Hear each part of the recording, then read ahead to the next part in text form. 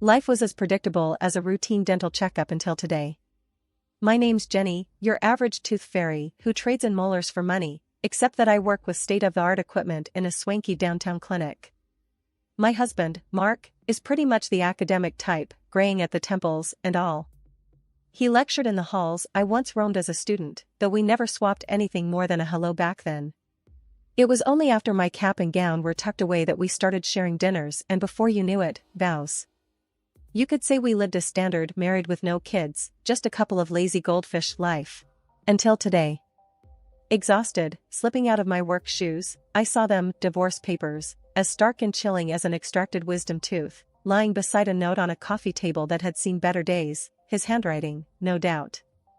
Grimacing, I picked up the note, his words punched me in the gut harder than any root canal ever would. Jenny, I'm tired. Tired of the humdrum, of papers, of people. I need silence, not the kind we got on Sunday mornings, but the deep kind that you only find away from civilization. Consider this my path to becoming a nobody, to finding some darn peace. Mark. My hands trembled, the note nearly crumpling in my grip. No dramatic outburst, shocked as that to you. I uncapped one of the pens that was always scattered around and scribbled on the back of some grocery receipt, the only paper in immediate reach, then dialed Mark, heart drumming a harsh beat against my ribs. The line clicked, and after what seemed like a year, his familiar, now distant voice answered. Jenny?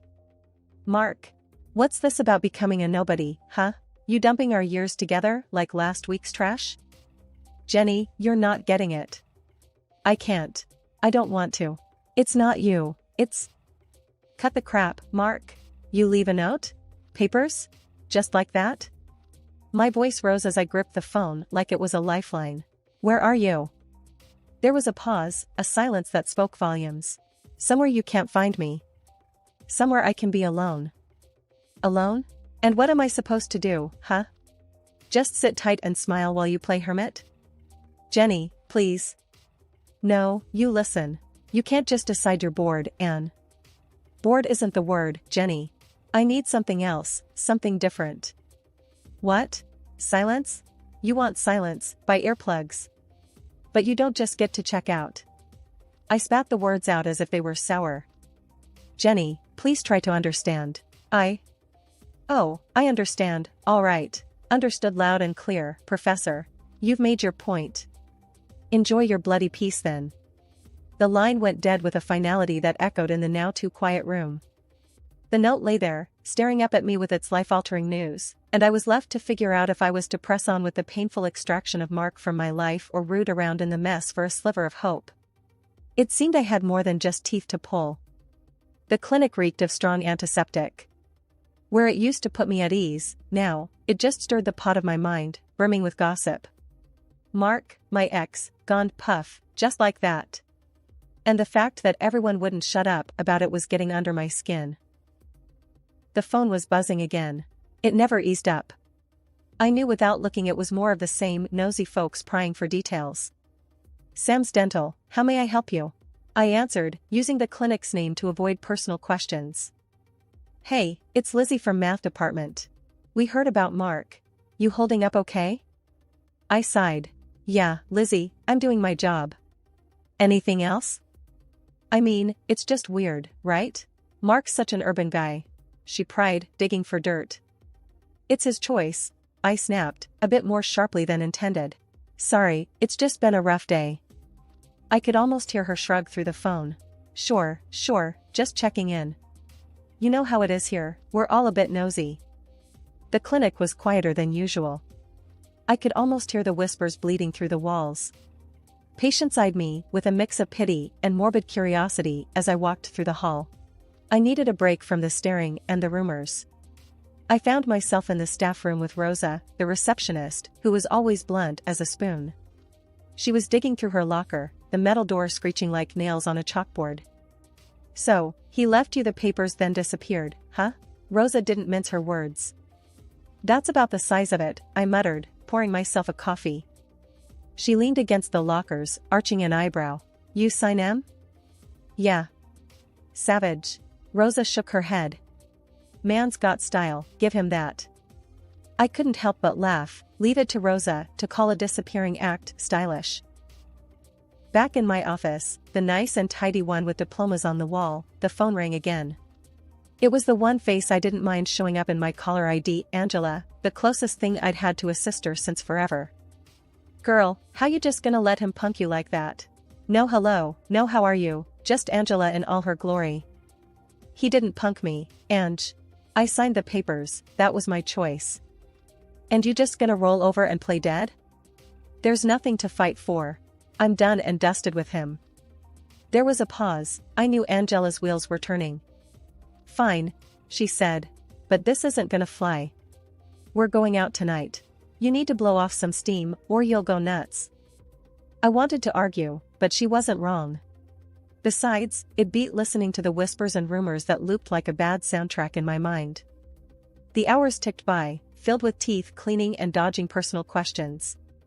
By the time my last patient left, I was ready to peel out of there like a bat out of hell. Angela was waiting for me at the local dive, the kind of place where the beer was cold, and no one gave two hoots about your personal drama. I walked in and spotted her straight away, waving enthusiastically. What's kicking, chicken? She greeted me, sliding over a glass of something strong. Hey, Ange. Just the usual circus. I gulped down the drink, welcoming the burn. We talked, or rather, she talked, and I tried to forget. It worked, mostly. The clink of glasses and Angela's hearty laughter were a good combo. It was late when we said our goodbyes, just outside the bar. The night was dark, the wind was cold, and once inside my car, I realized something. I felt lighter. Like dropping off a heavy suitcase I'd been lugging around. The years had rolled by like series of silent movie frames. That old bitterness about Mark, it was more or less a faint echo these days. I mean, life had to move on, right? I shifted gears somewhere along the line, and now, well, now things were steady. You could say I was living the quiet life, except for the occasional siren wail, thanks to my new husband, Tom, the cop. Tom was good people. A chuckle in a uniform, you might say. He had this knack, you know, for turning a crappy day around with just a smirk and a joke that was so bad it circled back to being good. Then there was Joey, our little typhoon in toddler form. 3 years old and already the boss of the household. If joy came in human form, it was him, no contest. One pretty normal Tuesday, I was in the kitchen, fighting with the wrapper of a macaroni box. That's when Tom ambled in, his uniform looking like it had seen better days. He planted a kiss on my cheek, still sparking a little zing even after all these years, and ruffled Joey's hair. Hey, bud, how was your day with Mom? He asked Joey, who was smashing a toy truck into the linoleum. Joey's answer was a happy shriek and more enthusiastic truck smashing. I'm starting to think he's going to follow in your footsteps, I said, finally getting the box open and emptying it into the simmering water. Tom's beeper suddenly blared, ruining the moment. He checked it and grimaced. Looks like the station needs me. Some brawl at the bar downtown. Geez, Tom. Stay safe, will you? Always, he said, standing up but with Joey still clinging to him. He handed our son back to me. Gotta run. I'll try not to wake you too when I come back. After he left, it was just Joey and me and the hum of the refrigerator. Joey babbled something about Dada, and I couldn't help but feel a twinge in my chest. Sure, I had Tom and Joey, a solid job, a roof over my head. But sometimes, when Tom's cruiser pulled out of the driveway, or when Joey's laughter filled a room, I'd remember I once had a different life, a different partner in the dance. Come on, champ, I told Joey. Let's tackle that mountain of blocks like we're the king and queen of the castle. And as I built flimsy towers for Joey to knock over, laughing all the while, I realized I'd turned over more than just a new leaf. I'd started a whole new chapter. And you know what? It looked pretty damn good from where I was sitting. As the flat screen on the wall spat out images with quiet contempt, there was Mark, my ex, hunched over on a patch of green. The grass was probably crumpled under him, matching his wrinkled linen shirt. I hadn't seen him in years, not since he traded our life for silence and dirt paths. Those journalists were eyeing him like he was a prize pig at the fair, each waiting for their turn. Mark fiddled with strands of his wild beard as he leaned into the microphone. His voice, still with that calm know-it-all tone, itched in my ears. Yeah, that's right, he was saying. I had to leave because of her. She's got this heart, steeled over, you know? Cold. And cheating? She was a regular at that game. Took my piece, she did. That's why you find me here, away from all that mess. The air in the dental clinic was colder than usual, or maybe it was just my mood darkening everything around me since that darned news report aired. I slammed my locker shut, trying to shove away the clutter of whispers and side glances that had infested the office like bad breath. It wasn't just the sterile smell of mint and disinfectant lingering, it was the stench of gossip. Thanks to my ex, Mark, I was the new plaque everyone wanted to scrape off. Hey, you done early? Gina, one of the hygienists, leaned against the door frame, balancing a stack of patient folders. Her tone was casual, but her eyes were skirting around mine, wary. Too wary. Yeah, I grunted, collecting my stuff. Need to clear my head. This place is looking kinda stuffy. She snorted, a crude sound that was music to my irritated ears. Looks the same to me. Though, you could cut the tension with dental floss. I offered a half smile, but didn't meet her eyes. Maybe some people got cavities in their personalities, I replied, voice tight. As I walked out, I couldn't shake off the prying eyes. Reaching my car, I spotted Tom waiting for me, arms crossed, leant on the hood. His usual sunny exterior was clouded over. How's it going, Jenny? He asked as I approached, trying to light up the dimming day. Like a root canal gone wrong, I replied, my keys jingled with a shake of my hand. Tom pushed himself off the car. You know what I think? Screw him. He's talking crap. That's one word for it, I said, opening the car door. Tom detoured it, his stance stubborn. We shouldn't let this nonsense get between us. You've got me, Joey, and Angela. It's their problem if they believe that liar. The sincerity in his voice was a soothing balm, but I was too riled up to take it in fully. Sure, but try telling that to the Hyena Club in there. He grabbed my hand, his grip firm. Listen, let's grab Joey, hit the pizza place, and just chill. All right? I took a breath, absorbing the offer. You always know how to patch things up, cop hubby, I said with a tired smile. And don't forget it. He flashed a grin, the kind that could make a dentist proud. But before we could continue, a call cut through our bubble. Mommy. Joey came sprinting across the parking lot, his babysitter trailing behind. The little guy wrapped around my legs, a toddler tornado. Hey champ, I said, lifting him up. You ready for some pizza? Pizza, pizza, Joey chanted, any worry about the day's drama lost in his innocent cheer. I glanced back at the clinic once Joey and Tom were settled in the car, a cold laugh escaping me. To hell with them. Let's go have some real family time. Tom revved the engine, a mischievous spark lighting his eyes. No looking back, babe, that's the rule. Got it, boss? I said, and as we drove off, Joey's giggles, the only sound I cared about, I felt the heaviness shed bit by bit. It was just another crappy chapter in the novel of life, one that I'd darn well write myself. No ex-husband was going to taint my reflection, not anymore. I was still reeling from another day's work when she cornered me. Jasmine, the new intern, was kind of edgy since the day she stumbled in, but today, she was all jittery. So there I was, peeling off my gloves, and she comes up real close, smelling like antiseptic and fear. Doc, I gotta talk to you, Jasmine said, her voice as shaky as a beaten-up washing machine. What's up? I was already thinking about the pile of paperwork waiting to claw at my evening. It's about Mark. I heard the other nurses saying you were married to that guy. Her eyes darted around the room as if afraid the walls would grow ears. Yeah, what about him? I tossed the gloves and reached for my coffee, gone cold hours ago. I was a student when he was teaching. He wasn't just giving lectures, if you know what I mean. Her voice took a dive, like someone had yanked the volume down. He did stuff, bad stuff. I felt something raw and bitter twist in my gut. Stuff? I asked, hoping for some vague rumor I could dismiss. He was handsy, you know, with me. And with others. We were just a bunch of scared kids, and he liked that power. Jasmine spat the words out like they were poison. My grip on the mug tightened. Why are you telling me this now? Because I saw him on TV, acting all holy and repentant. I couldn't stomach it. I threatened to expose him, and then he vanished. That coward, I hissed.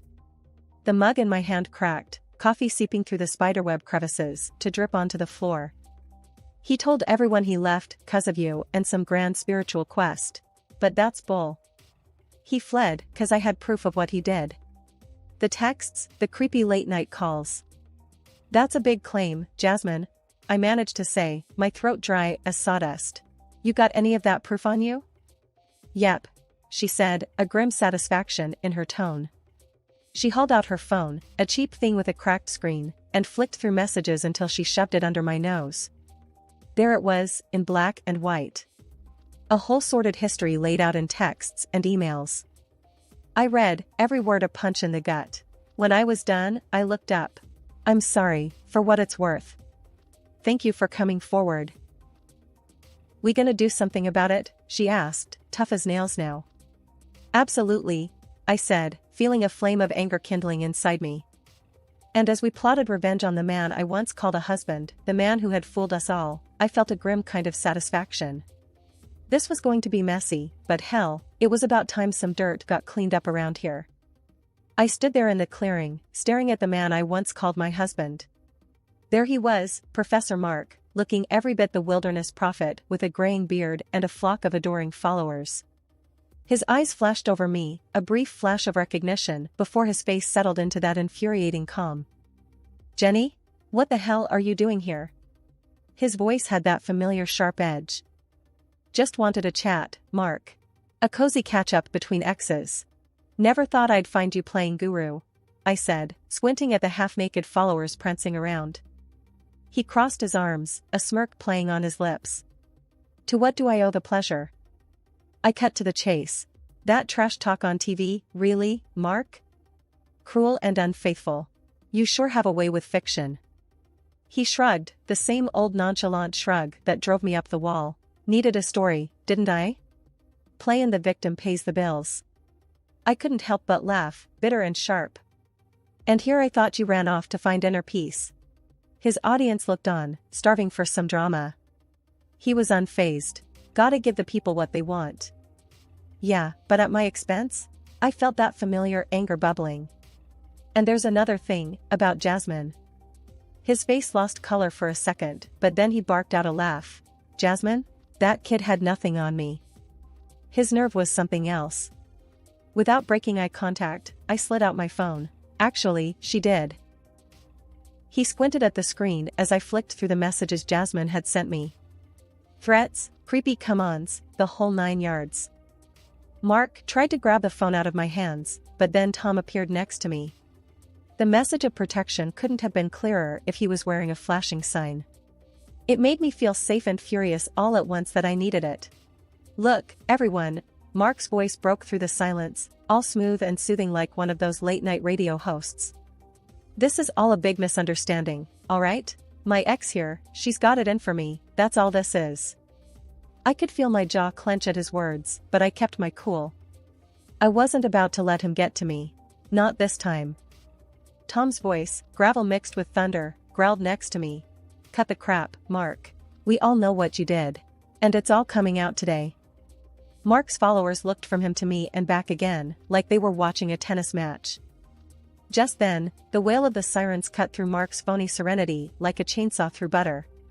His face drained of color, which on him, looked almost impressive.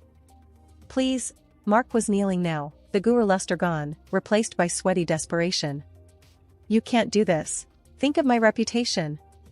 Tom snorted, stepping closer to Mark so that the kneeling man had to crane his neck just to keep eye contact.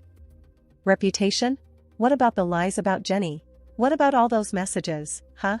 What about Jasmine's story, you think that doesn't count for nothing? The game's up, buddy. Mark looked up at us, his eyes flicking from my snarl to Tom's stony glare, and then to the uniformed officers coming up behind us. There was a moment, a single moment, where he looked like he might run. But Mark didn't run. He just sat there on his knees, looking up.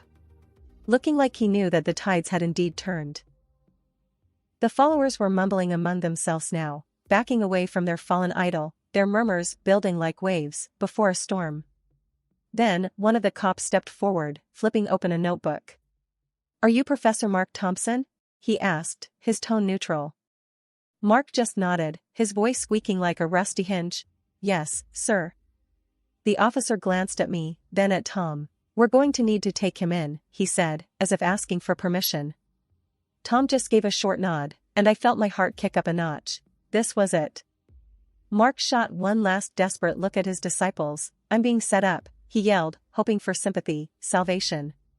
But seeing the truth staring back at him from the scattered glances of the crowd was the nail in the coffin of any sympathy he hoped for. The cop cuffed him with all the flair of someone clocking in for a routine shift. Mark Thompson, you are under arrest. The clink of the cuffs was like the sweetest music, and that's when I knew, for sure. The tides hadn't just turned, they'd flipped, completely. Tom wrapped his arm around me as we watched Mark being led away. The scene felt almost surreal. I turned to Tom, and his nod told me everything. We were on the same team, and we were strong. I was standing outside and breathing in the fresh air. The phone in my pocket started its own dance, buzzing with incoming calls, no doubt apologies and awkward backtracking. I had no interest in their sorry words, I told you so wasn't my style. The door to the clinic swung open, and Jasmine walked out. Hey, Doc, she said, with a grin that seemed out of place, but right for someone who'd just shrugged off a weight they'd been dragging around. Is it true? They got him? Yep, I said, feeling a sharp sense of satisfaction at her smile. It's true. Good. It's about damn time, she said, her voice firm. I could hear some of my own resolve echoed in her tone. Jasmine had courage, coming forward, speaking out. It's not easy, facing ghosts. He won't be seeing the outside of a jail cell for a long while, Tom said. Good riddance, she shot back, no hint of sympathy for my ex-husband. I couldn't help smiling at her spunk. You did good, I said. Really good. Tom's radio crackled with police chatter, but he ignored it, his attention on today's victory. You gonna celebrate? Jasmine asked. Her shift was obviously over, and she was all but bouncing on her heels, ready to let relief transition into something warmer, more joyful. Mom's got Joey, I answered. So, yeah, we'll celebrate. Quietly. Jasmine nodded, then left, her steps light. Let's go home, Tom, I said after a moment. Let's go be with our son. Nothing I'd rather do.